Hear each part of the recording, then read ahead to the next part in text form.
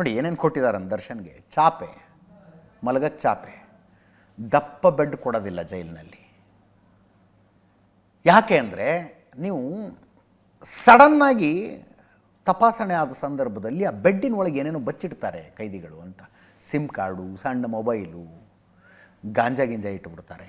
ಅದಕ್ಕೆ ಚಾಪೆ ಆದರೆ ಹಿಂಗೆ ಹಿಂಗೆ ಕೊಡುವುದ್ರೆ ಒಳಗೇನಿದೆ ಕೆಳಗೇನಿದೆ ಗೊತ್ತಾಗ್ಬಿಡುತ್ತೆ. ಚಾಪೆ ಕೊಟ್ಟಿದ್ದಾರೆ, ಹೊದಿಯಕ್ಕೆ ಚಾದರ ಕೊಟ್ಟಿದ್ದಾರೆ. ಒಂದು ಕಂಬಳಿಗೋಸ್ಕರ ರಿಕ್ವೆಸ್ಟ್ ಮಾಡಿದ್ದು ದರ್ಶನ್, ಕಂಬಳಿ ಬೇಕು ಅಂತ ಕಂಬಳಿ ಕೊಟ್ಟಿದ್ದಾರೆ. ಮತ್ತು ನೀರು ಕುಡಿಯೋದಕ್ಕೊಂದು ಮಗ್ ಕೊಟ್ಟಿದ್ದಾರೆ. ಕಂಬಳಿ ಕೊಟ್ಟಿರೋದು ಏನು, ಕೋರ್ಟ್ ಆದೇಶದ ನಂತರ ಬೆಳಗ್ಗೆ 1 ತಾಸು ಸಂಜೆ 1 ತಾಸು ವಾಕಿಂಗ್ ಮಾಡೋಕ್ಕೆ ಅವಕಾಶ ಕೊಟ್ಟಿದ್ದಾರೆ.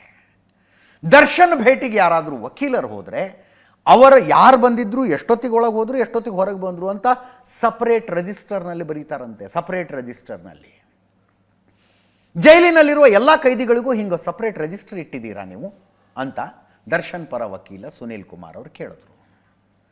ಅದಕ್ಕೆ SP ಪ್ರಸನ್ನ ಕುಮಾರ್ ಅವರು ಅಬ್ಜೆಕ್ಷನ್. ಏನು ಕೊಟ್ಟಿಲ್ಲ, ಏನು ಕೊಡಬೇಕು ಅಷ್ಟೇ ವಾದ ಮಾಡಿ ನೀವು.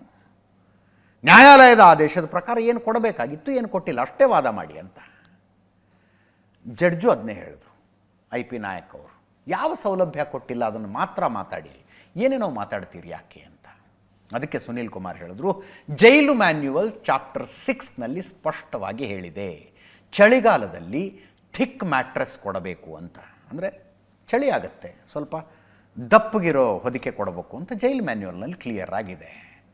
ಕ್ವಾರಂಟೈನ್ ಸೆಲ್ನಲ್ಲಿ ಇಡುವ ಬಗ್ಗೆ ಜೈಲ್ ಮ್ಯಾನ್ಯುವಲ್ನಲ್ಲಿ ಏನೂ ಇಲ್ಲ. ಆದರೂ ಕ್ವಾರಂಟೈನ್ ಸೆಲ್ನಲ್ಲಿ ದರ್ಶನ್ ಅವರನ್ನು ಇಟ್ಟಿದ್ದಾರೆ.